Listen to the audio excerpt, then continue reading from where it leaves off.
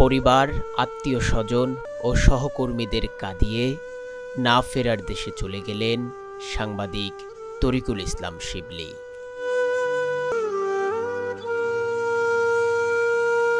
দুপুরে ডাকসু নির্বাচনে পেশাগত দায়িত্ব পালনকালে ঢাকা বিশ্ববিদ্যালয় এলাকায় অসুস্থ হয়ে পড়েন তিনি।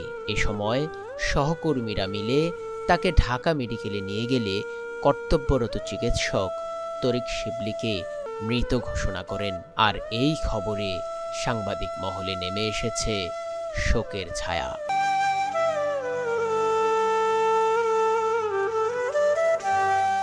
জানা যায়, ঢাকা বিশ্ববিদ্যালয়ের কার্জন হলের ভেতর লাইভে ভোটের পরিস্থিতি জানাচ্ছিলেন তরিকুল ইসলাম শিবলী। দুপুর আনুমানিক ১:৩০টার দিকে লাইভ চলাকালীন অবস্থায় হঠাৎ অচেতন হয়ে পড়েন তিনি। এ সময় পাশে থাকা সহকর্মীরা তাকে দ্রুত হাসপাতালে নিয়ে গেলে কর্তব্যরত চিকিৎসক জানান, হাসপাতালে নেয়ার পথেই দুনিয়া থেকে চিরবিদায় নেন উত্তরার সাংবাদিক মহলের পরিচিত মুখ তরিক শিবলী।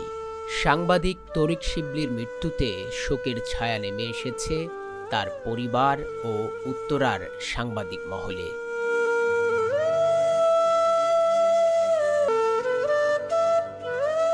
পেশাগত জীবনে তিনি নতুন কাগজ, রূপালী বাংলাদেশ সহ বেশ কয়েকটি পত্রিকায় কাজ করেছেন।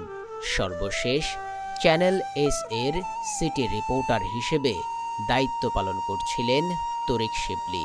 আর ডাকসু নির্বাচনের সংবাদ কভারেজ দিতে গিয়ে এটিই ছিল তার জীবনের শেষ সংবাদ সংগ্রহের কাজ।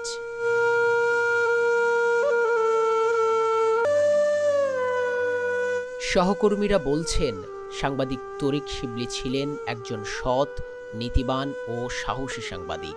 সাংবাদিকতার প্রতি তিনি অগাধ দায়িত্বনিষ্ঠ ছিলেন।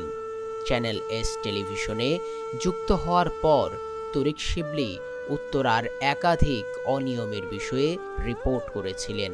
সেসব রিপোর্টের কারণে দুর্নীতিবাজ ও অন্যায়কারীদের কাছে এক আতঙ্কের নাম ছিলেন সাংবাদিক তরিক শিবলী। একই সাথে বস্তুনিষ্ঠ সাংবাদিকতা ও সমাজের অসঙ্গতি তুলে ধরার মধ্য দিয়ে তরিক শিবলী অল্প দিনেই উত্তরার সব শ্রেণী পেশার মানুষের বন্ধু হয়ে উঠেছিলেন। তাই তো প্রিয় মানুষটির বিদায়কে সহজে মেনে নিতে পারছেন না অনেকেই।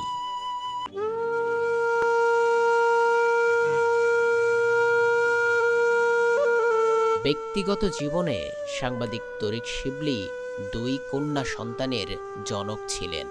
তার জন্মস্থান কুমিল্লার বুড়িচং থানাধীন এদবারপুর গ্রামে।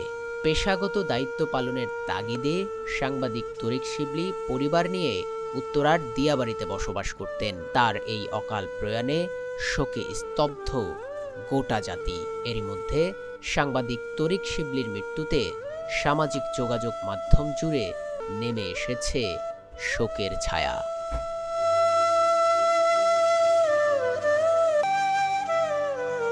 Uttara news desk report.